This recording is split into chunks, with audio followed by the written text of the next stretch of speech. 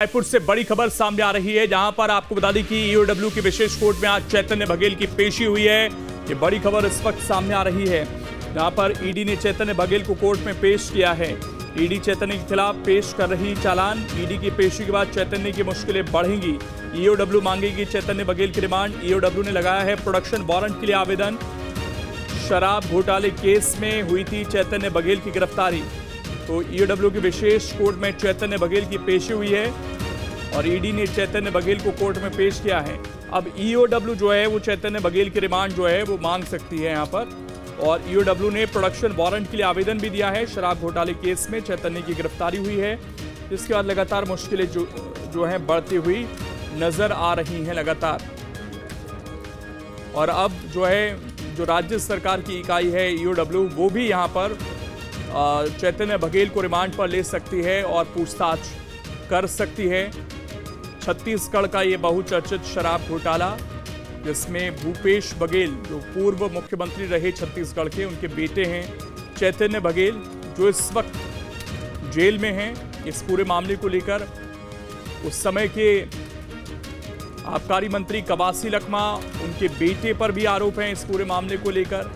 इसके अलावा कई और अधिकारी और तमाम लोगों से भी जो है इस केस के तार जुड़ते हुए नजर आए हैं।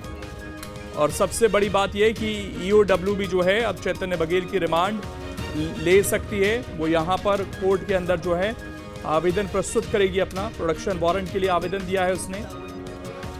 और चैतन्य की मुश्किलें जो हैं और बढ़ती हुई यहाँ से नजर आ सकती हैं।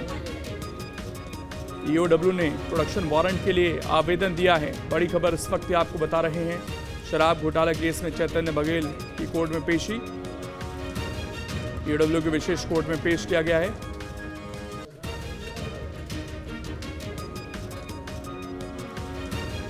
तो चैतन्य बघेल को फिलहाल राहत मिलती हुई नजर नहीं आ रही है।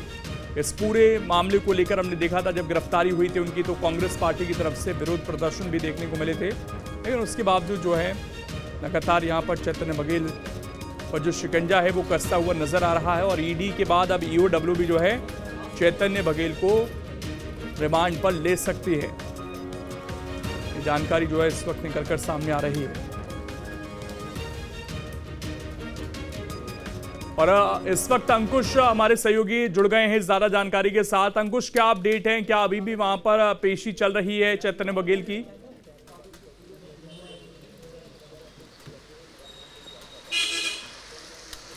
देखिए, बिल्कुल एक बार फिर से पूर्व मुख्यमंत्री भूपेश बघेल के बेटे चैतन्य बघेल को न्यायालय में पेश किया गया है और ईओडब्ल्यू की विशेष अदालत में ये पेशी चल रही है। दरअसल ईडी की टीम जो है वो चैतन्य बघेल को लेकर कोर्ट पहुंची है और कोर्ट में पेशी के साथ साथ कहा जा रहा है कि ये जो ईडी की टीम है वो आज चालान भी पेश कर सकती है।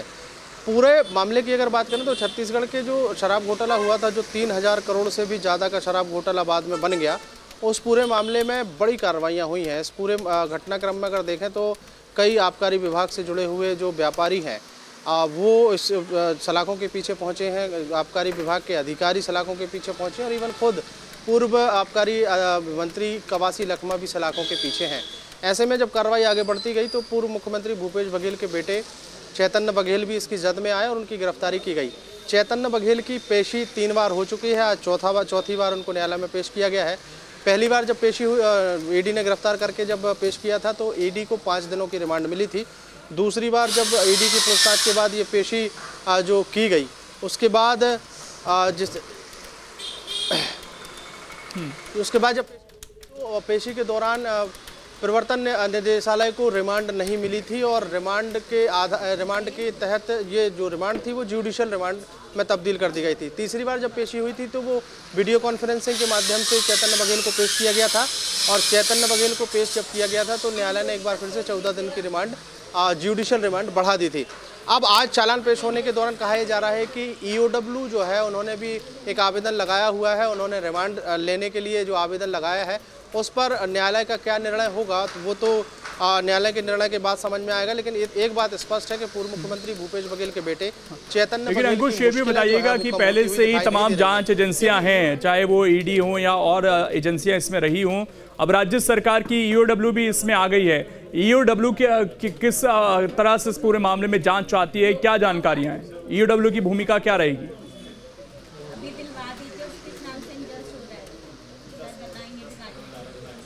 देखिए, प्रवर्तन निदेशालय की जो कार्रवाई थी वो ये कार्रवाई थी कि जो शराब घोटाले मामले में जो कमीशन की राशि है वो उसके सबूत मिले थे कि वो चैतन्य बघेल को कमीशन की राशि पहुंचती थी। उस पूरे मामले में प्रवर्तन निदेशालय की टीम ने चैतन्य बघेल को गिरफ्तार किया था। लेकिन वही कमीशन की राशि का निवेश कैसे होता था, वो पैसे कहाँ कैसे खर्च किए गए, उस पर कार्रवाई ईओडब्ल्यू ने की थी। तो ईओडब्ल्यू इस पूरे मामले में कहीं ना कहीं तफ्तीश करने के लिए रिमांड जो है वो मांग सकती है। एक दूसरी बात निकलकर ये भी सामने आ रही है कि महादेव सट्टा ऐप से जुड़े हुए किसी मामले में भी ईओडब्ल्यू जो है वो चैतन्य बघेल से पूछताछ के लिए कोर्ट से परमिशन मांग रही है। फिलहाल मुश्किलें जो है दोनों ही स्थिति में बनी हुई हैं चैतन्य बघेल की। अगर ईडी की कार्रवाई पर थोड़ी सी राहत अगर चैतन्य बघेल को मिलेगी तो दूसरी तरफ ईओडब्ल्यू की जद में जो है वो चैतन्य बघेल आते हुए दिखाई देंगे। फिलहाल पेशी चल रही है, पेशी के बाद सारी चीज़ें अब आगे स्पष्ट होंगी।